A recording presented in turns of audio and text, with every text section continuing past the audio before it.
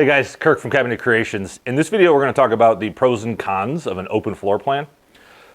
Something that people come to us all the time and ask about is removing walls, opening up the floor plan. And I will tell you, there's pros and cons to it. And I actually live in a home, and this is actually my house behind us, that is a very open floor plan. And it's a ranch home where dining area, kitchen, living room, and laundry room, there's a wall between the laundry room, but all of these rooms sort of flow together and essentially people interact in these rooms. So I'm very aware of what this is like. I actually grew up in an open floor plan, and I will tell you, and maybe this is just because I've been in it my whole life, my wife and I have had a conversation, if we ever build a house again, we probably won't do the open floor plan, but I will walk you through some of the pros, some of the cons.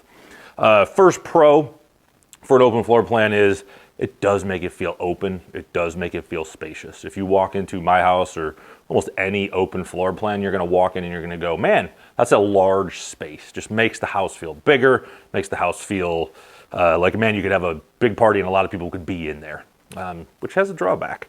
It does make, certain things very useful.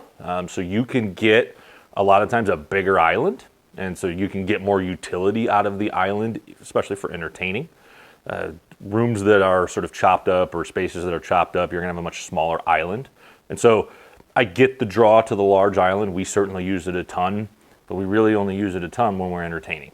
So, our family is a smaller family. We don't use this giant island all that much. Right? It's sort of a waste, to be honest, for us. You can get more light flowing through.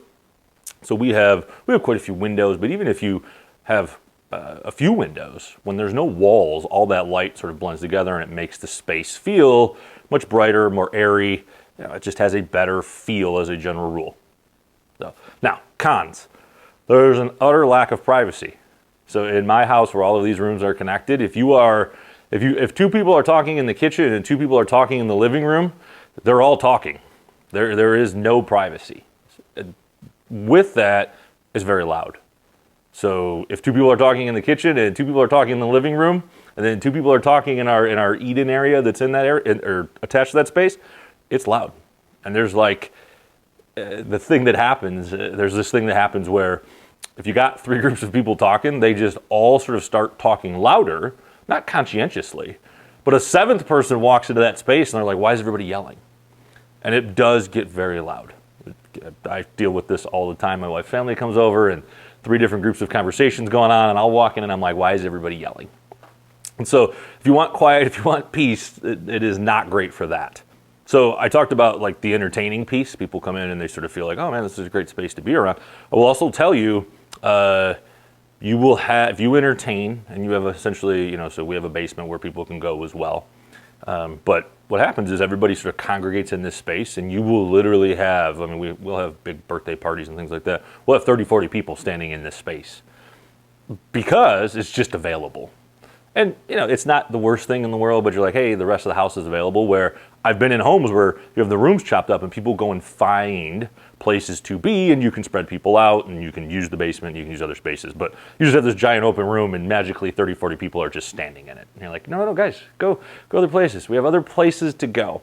The energy efficiency of these giant rooms is not very good either.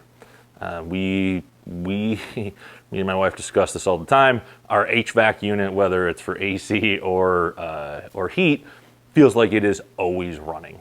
And we have multiple sensors in this open area, and it is noticeably cooler than the rest of the house.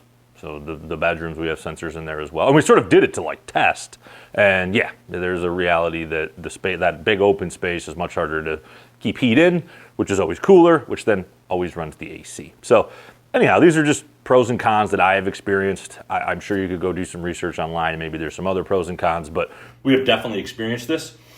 If you are interested in taking down a wall to create an open space, don't be afraid to ask me before you do it, and I can give you some other insight.